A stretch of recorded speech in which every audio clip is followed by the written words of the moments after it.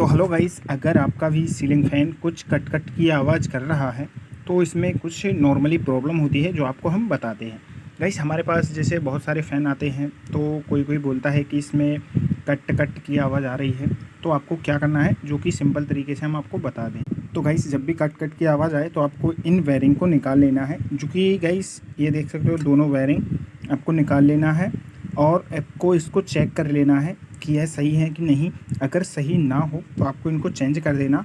अगर आपके वायरिंग सही हो, ग्रीस सूख गया हो, इस कारण से आवाज़ आ रही हो, तो आपको उसको में ग्रीस और ऑयल डाल देना है दोनों वायरिंग में। और इनके नंबर होते हैं 6201 6202। तो गाइस वीडियो आपको कैसा लगा कमेंट ज़रूर करना।